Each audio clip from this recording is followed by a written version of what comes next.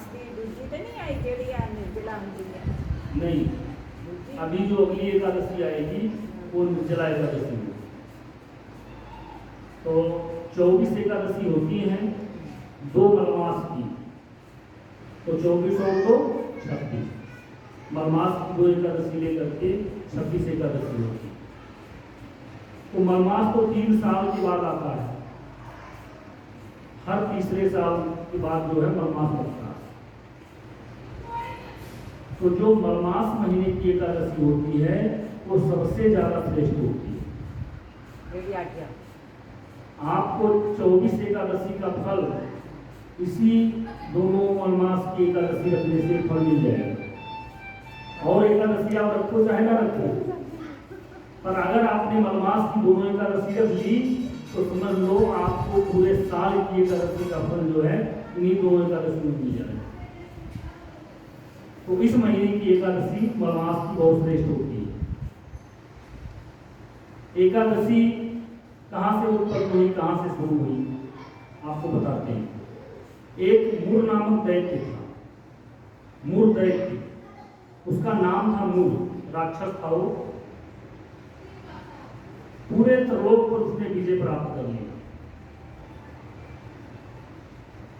भगवान विष्णु के साथ 10,000 वर्ष तक उसने लड़ाई लड़ी।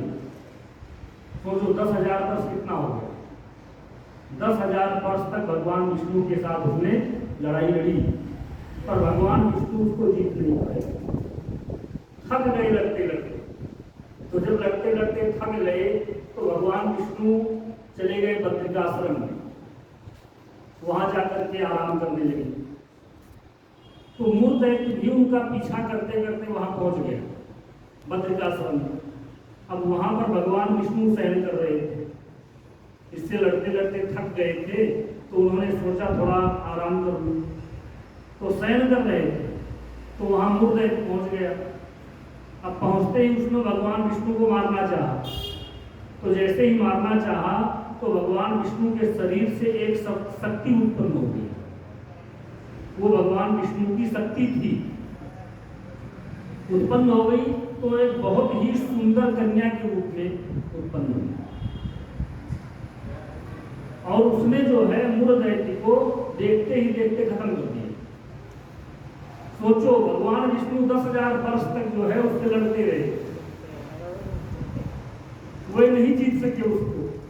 और भगवान विष्णु की शक्ति ने, भगवान विष्णु सो रहे थे, वो उन्हें मारने चला, तुरंत वो शक्ति भगवान विष्णु के शरीर से निकली और एक पल में ही मूल दैत्य को जो है समाप्त कर दिया। अब भगवान विष्णु जब जगे तो उन्होंने देखा कि मूल दैत्य मरा हुआ पड़ा है। फिर क्या देखते हैं कि एक सुंदर कन्या पास में खड़ी है।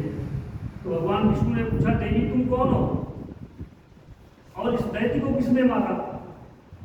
तो उसने कहा, तुरंत हाथ जोड़ करके प्रभु के चरणों में प्रणाम किया और बोली, प्रभु मैं आपकी शक्ति हूं, ये आपको मारने आया था और आप आराम कर रहे थे। तो हम ही ने जो है तुरंत उत्पन्न होकर के और इसका वध कर दिया। तो भगवान विष्णु बड़े प्रसन्न हुए, बोले अच्छा एक काम तुमने किया?